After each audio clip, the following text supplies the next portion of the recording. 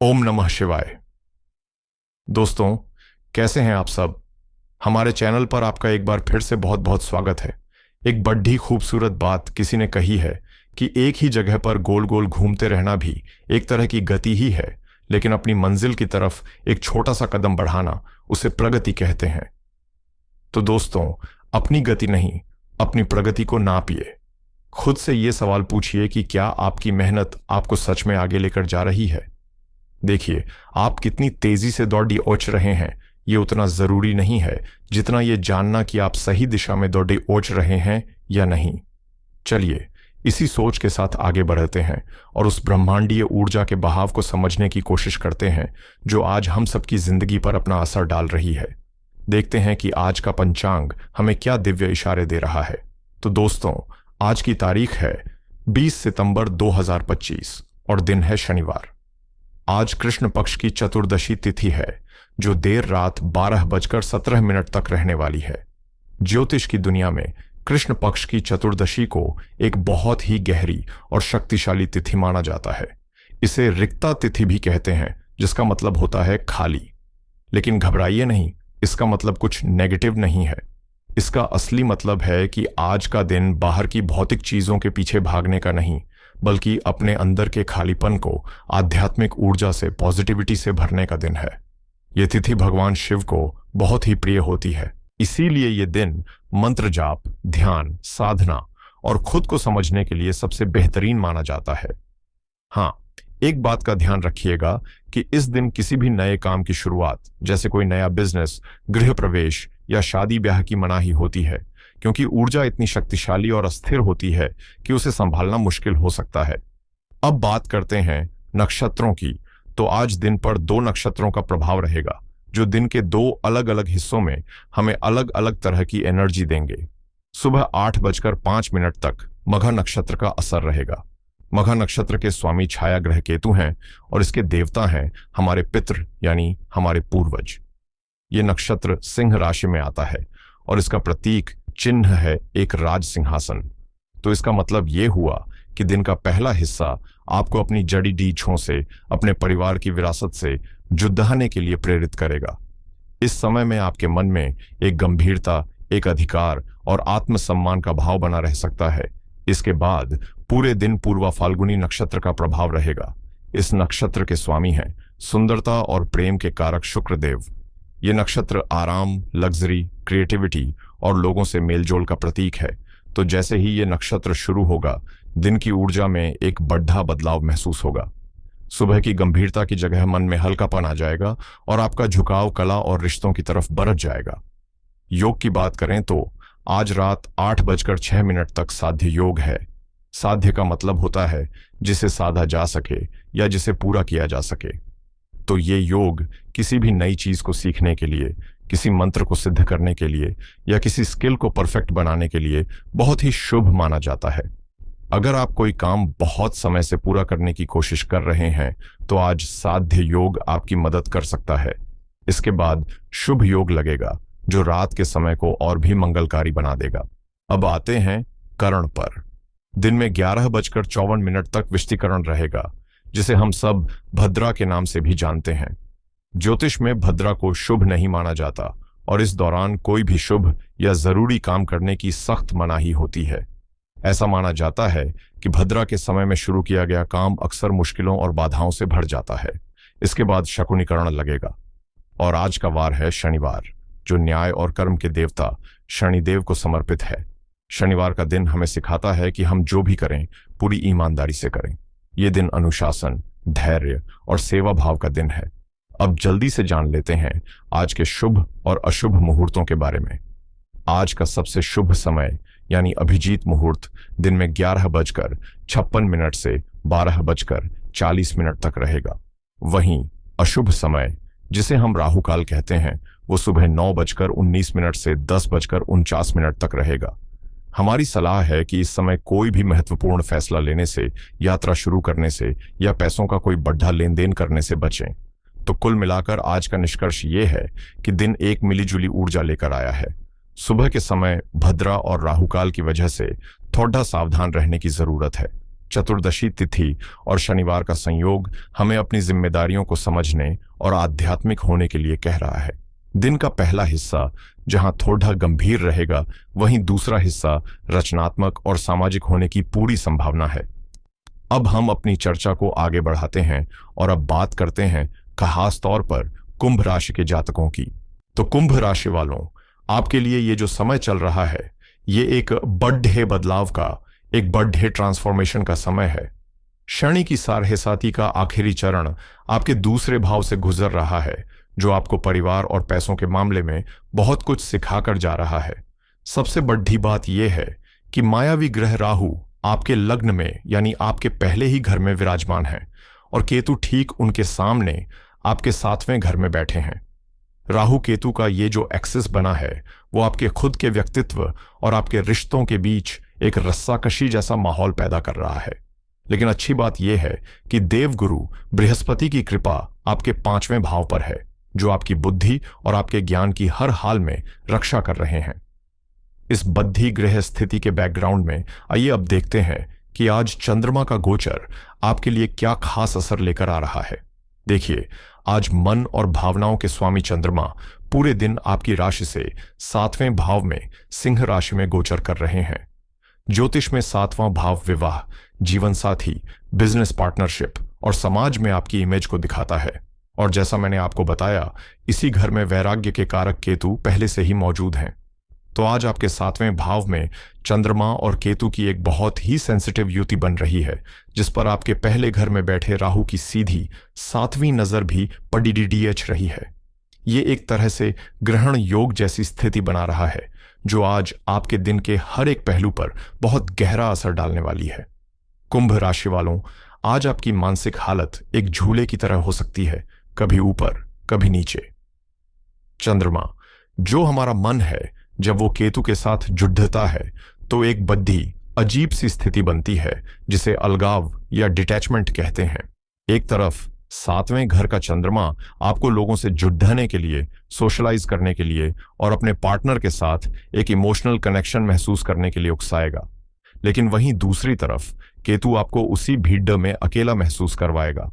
आपको ऐसा लग सकता है कि कोई आपको समझ ही नहीं रहा है, या आप जो महसूस कर रहे हैं उसे शब्दों में बयान नहीं कर पा रहे हैं।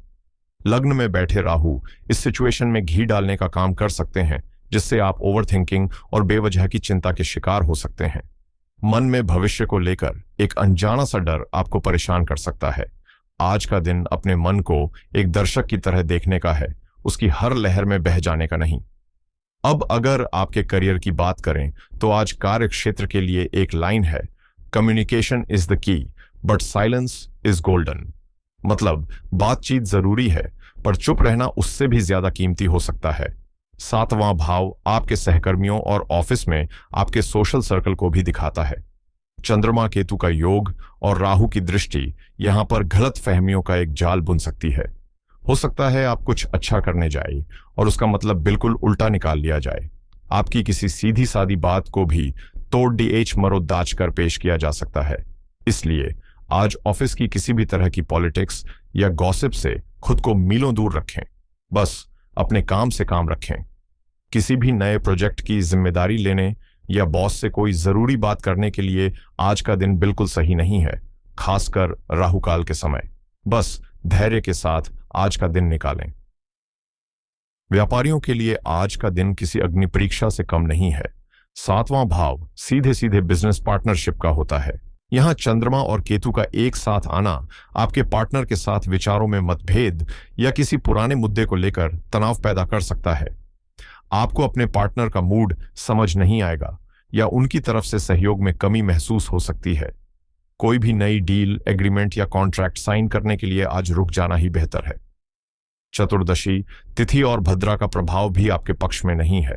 पैसों के लेन देन में भी पूरी तरह से पारदर्शिता और सावधानी बरतें। अगर आप अकेले बिजनेस करते हैं तो आज अपने क्लाइंट्स के साथ रिश्तों को लेकर बहुत ज्यादा सतर्क रहें। करियर के बाद अब एक नजर डालते हैं आपकी आर्थिक स्थिति पर। पैसों के मामले में आपके धन भाव के स्वामी शनि वहीं पर वक्री होकर बैठे हैं। वक्री शनि का मतलब है कि धन का जो फ्लो है वो थोड़ा धीमा या रुका हुआ हो सकता है। पुराने अटके हुए पैसे को लेकर आज कोई बातचीत हो सकती है, लेकिन उसके मिलने की संभावना थोड़ी कम है। 7वें भाव में चंद्रमा का गोचर ये दिखा रहा है कि आज आपका पैसा आपके जीवन साथी, बिजनेस पार्टनर या किसी सामाजिक काम पर खर्च हो सकता है। आज किसी को उधार देने की गलती तो बिल्कुल भी मत कीजिएगा, क्योंकि शनि और चतुर्दशी का योग उस धन को लंबे समय के लिए फंसा सकता है।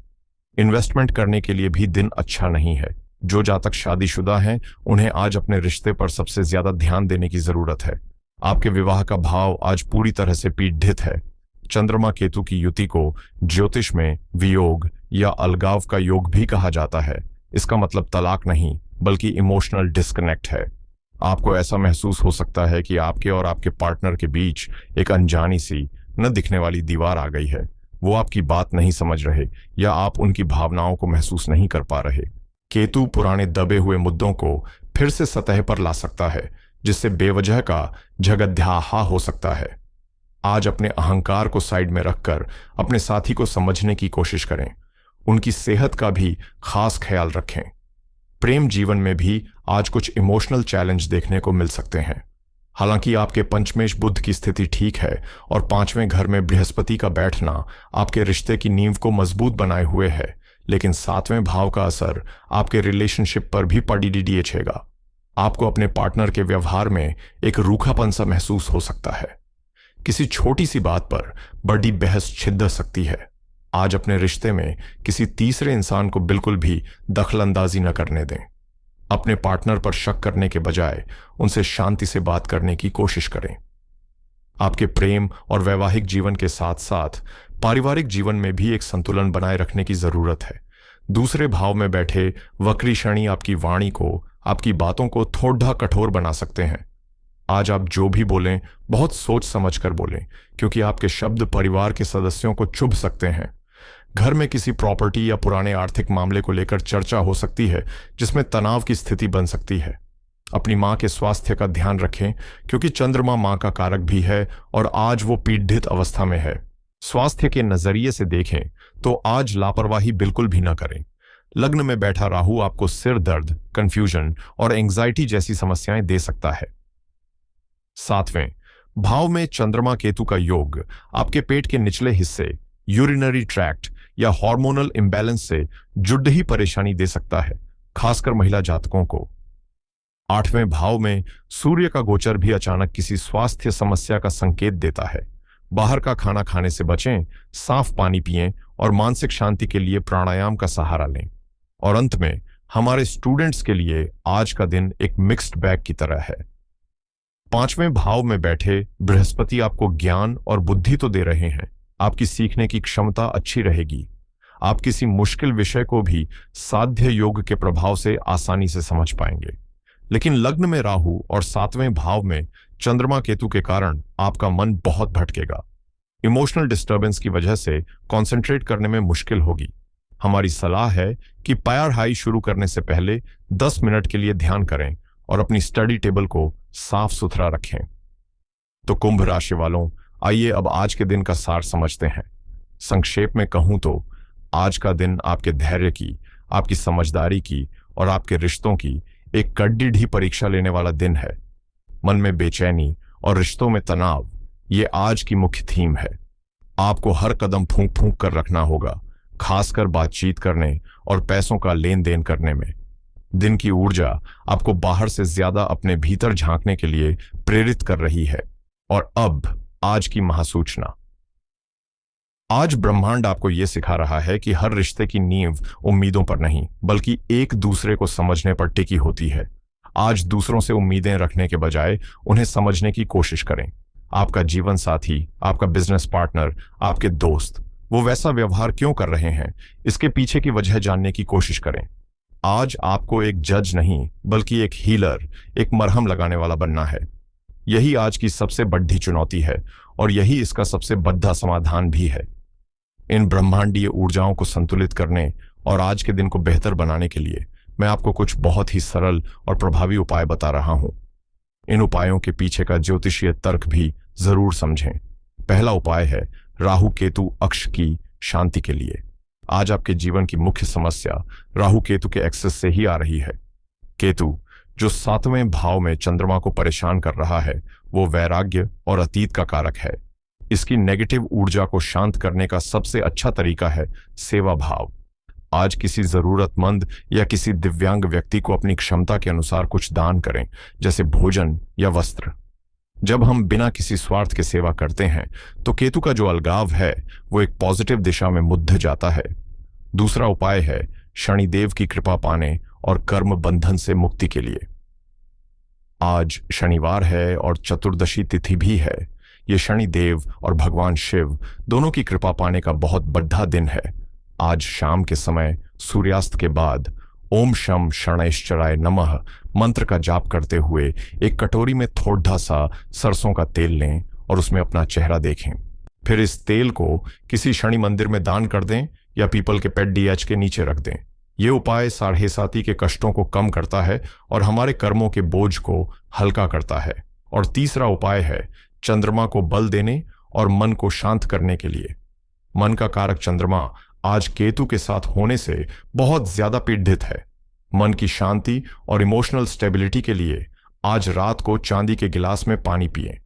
अगर आपके पास चांदी का गिलास न हो तो एक साधारण गिलास में पानी भरकर उसमें चांदी की अंगूठी या कोई सिक्का डालकर रख दें और सोने से पहले वो पानी पी लें। ये उपाय चंद्रमा के तत्व को मजबूत करता है और मानसिक शांति देता है। और हां, ओम नमः शिवाय का जाप तो अमृत के समान है ही। मैं ईश्वर से प्रार्थना करता हूं कि आज का दिन आपके लिए मंगलमय हो और आप हर चुनौती को आसानी से पार कर सकें। हमेशा याद रखिएगा, ये ग्रह और नक्षत्र सिर्फ हमारे मार्गदर्शक हैं, हमारे नियंत्रक नहीं। सही कर्म और सही दिशा से हम हर मुश्किल को आसान बना सकते हैं। अगर आपको हमारा ये विश्लेषण और हमारी ये कोशिश अच्छी लगी हो तो इस वीडियो को अपना प्यार देने के लिए इसे लाइक करें, इस ज्ञान को दूसरों तक पहुंचाने के लिए शेयर करें और इस आध्यात्मिक यात्रा में हमारे साथ बने रहने के लिए चैनल को सब्सक्राइब करना न भूलें। आपके उत्तम स्वास्थ्य और सफल जीवन की मंगल कामनाओं के साथ हर हर महादेव।